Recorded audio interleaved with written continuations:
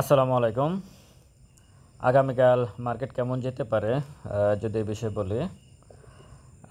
আজকে 25-এর মতো প্লাস হয়ে ক্লোজ করলো, কিন্তু মার্কেট কিন্তু সকাল দিকে প্রায় 50-এর মতো প্লাস ছিল, 50-এর প্লাস ছিল। তো সেখান থেকে আসলে অর্ধেক কমে গেছে। তার মানে সেল ভলিউমটা একটু বেশি ছিল মার্কেটে আজকে।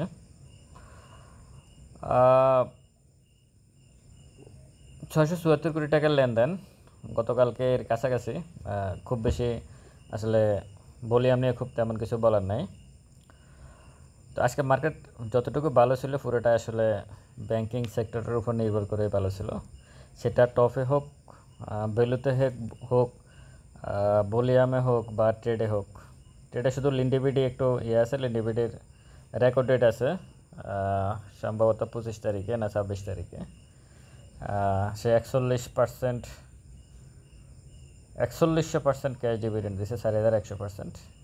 তো সেখানে তার ভলিউম বা ভ্যালু একটু হবে ফুয়েল অ্যান্ড পাওয়ার সেক্টরের একটা শেয়ার। যাই হোক, আগামীকালকে মার্কেট পরিস্থিতি যদি একটু বলতে চাই, 1 মিনিট যে চার্টটা সেটা অনুযায়ী দুইটার পরে অ্যাডজাস্টমেন্টের সময় কিন্তু শেয়ার বাই হয়েছে।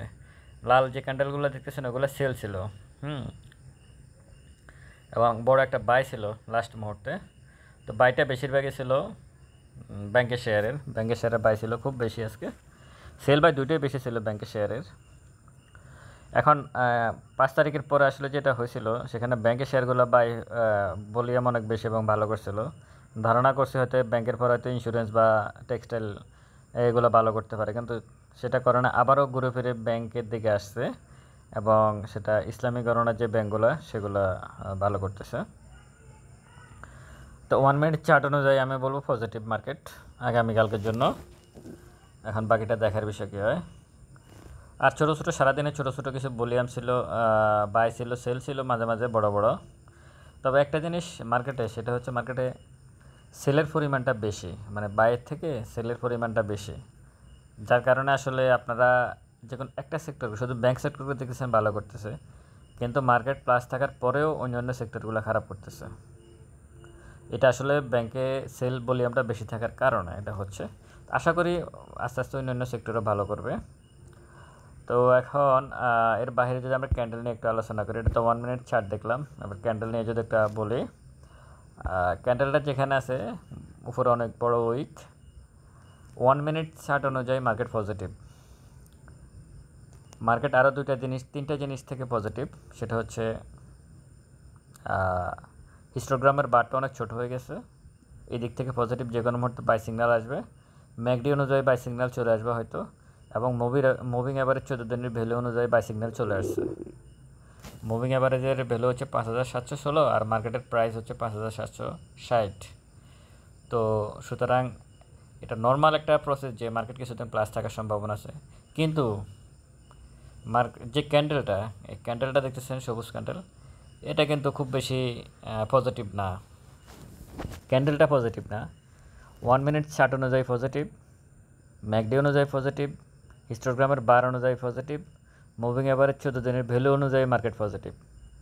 4টে ইন্ডিকেটর অনুযায়ী মার্কেট পজিটিভ আছে, শুধু একটা জিনিসেই নেগেটিভ বলতে খুবই কম, মানে 10%। সেটা হচ্ছে আজকের ক্যান্ডেলটা যদি উল্টো হয়ে যেত, মানে যেভাবে আছে তার উল্টোটা হয়ে যেত, উপরে যে শ্যাডোটা নিচে থাকতো আর নিচের যে শ্যাডোটা সেটা যদি উপরে থাকতো, তাহলে মার্কেট অনেক বেশি ভালো হতো, মানে ফুলফিল হতো মার্কেট আগামীকালকে প্লাস হওয়ার জন্য, একদম পুরা কমপ্লিট। তারপরেও আমি বলবো আগামীকালকে ইনশাল্লাহ মার্কেট প্লাস থাকবে। আমার আগের ভিডিওতে আমি বলছিলাম গতকালকের যে আগামীকাল মার্কেট কেমন যাবে, আমি সেখানে বলছিলাম যে মার্কেট প্লাস থাকার সম্ভাবনা খুবই বেশি, যেহেতু মুভিং অ্যাভারেজের উপরে মার্কেট চলে গেছে, বাই সিগন্যাল দিয়ে দিছে। এ হচ্ছে মার্কেটের বিষয়ে কথা। মার্কেট ইনশাল্লাহ আগামীকালকে ভালো যাবে। এর বাইরে যদি দু একটা নিউজ নিয়ে কথা বলি, যেহেতু এখানে দুইটা জিনিস ঘটবে, সেটা হচ্ছে গতকালকে পরশু এটা নিয়ে ভিডিও আছে আমার, বিশ্বব্যাংকে প্রতিনিধি দল যে সিকিউরিটি এক্সচেঞ্জ কমিশনের সাথে বৈঠক করছে, ওখানে দুটো জিনিস নিয়ে আলোচনা হয়েছে। একটা হচ্ছে আর্থিক সহায়তা, আর্থিকভাবে, আর একটা হচ্ছে টেকনিক্যাল সহায়তা।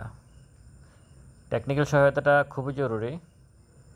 ওনারা চাচ্ছে, সিকিউরিটি এক্সচেঞ্জ কমিশন চাচ্ছে আমাদের যে শেয়ার লেনদেন হয়, এটা আসলে কীভাবে হয়, কোত্থেকে কোন কোড থেকে কোন কোডে যায়, এটা 2012 সালে সর্বশেষ ওই মানে ইয়েটা কী বলে ওই মেশিনটা যেটা মানে ওনারা ইয়ে করে সিডিপিএলে, ওটা 2012 সালের, ওটা আপগ্রেডও করা হয় না, ওটা এখন নতুন করে বিশ্বব্যাংকের সহযোগিতা চাচ্ছে যাতে ওই জিনিসটা তারা মানে খুব সহজে যাতে যারা 2 নম্বরই করে তাদেরকে যাতে ধরতে পারে, মার্কেটে ম্যানিপুলেশন যারা করে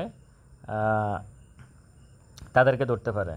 এই জন্য বিশ্বব্যাংকের কাছে সহযোগিতা, কারিগরি সহযোগিতা চাইছে, বিশ্বব্যাংকের সহযোগিতা করবে।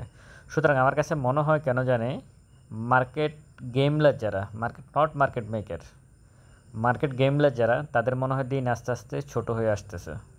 হ্যাঁ, মার্কেট গেমলারদের দিন আস্তে আস্তে ছোট হয়ে আসতেছে। এ বিষয়ে আমি অন্য একটা ভিডিও করব, মার্কেট গেমলারদের দিন কেন ছোট হয়ে আসতেছে। আর মার্কেট মেকার যারা অরিজিনালি, তাদের জন্য দিনগুলো ভালো আসতেছে। অবশ্যই আপনারা ফান্ডামেন্টাল শেয়ারের সাথে থাকেন, এটা হচ্ছে আমার কথা। অবশ্যই ফান্ডামেন্টাল শেয়ারের সাথে থাকেন। কি বলে ওই স্পেকুলেশনের দিকে গিয়ে খুব বেশি ভালো এখন আর করা যাবে না, মনে হয় না। কারণ সিকিউরিটি এক্সচেঞ্জ কমিশন, আপনারা সব জায়গায় রিফর্ম দেখতেছেন, ব্যাংকে দেখতেছেন, মানে রাজনীতির ক্ষেত্রে দেখতেছেন, বাংলাদেশ ব্যাংকের ক্ষেত্রে দেখলেন, এনবিআর এর ক্ষেত্রে দেখলেন, হ্যাঁ, তারপরে যায় সচিবালয়ে দেখলেন, তারপরে যে আপনারা সব জায়গায় দেখতেছেন, পুলিশে দেখলেন, বিডিআর সব জায়গায় দেখতেছেন যে কি বলে সবাই পদত্যাগ করতেছে, নতুন করে আসতেছে। সিকিউরিটি এক্সচেঞ্জ কমিশনও দেখছেন পদত্যাগ করছে, নতুন করে আসছে। তো সুতরাং সব জায়গায় যেহেতু সংস্কার হচ্ছে, এই জায়গাও হবে, এটা হচ্ছে মূল কথা। একটু ধৈর্য ধরতে হবে। মার্কেট যেহেতু এক জায়গায় এখন আছে, একটা ভালো জায়গায় আছে, এখান থেকে আশা করি সরকারের যদি আর্থিক সহায়তাটা একটু পায়, মার্চেন্ট ব্যাঙ্কগুলো হোক আর আইসিবি হোক, সরকার অবশ্যই অনেক ভালো বুঝে, তাহলে অবশ্যই মার্কেট ভালো যাবে। আমার ভিডিওটা যাদের কাছে ভালো লাগছে অবশ্যই ভিডিওটা শেয়ার করবেন, আর যারা আসলে ভালো লাগে না তারা আসলে ভিডিওটাকে অ্যাভয়েড করবেন। অবশ্যই আপনারা ভালো থাকবেন, দোয়া করবেন। আসসালামু আলাইকুম।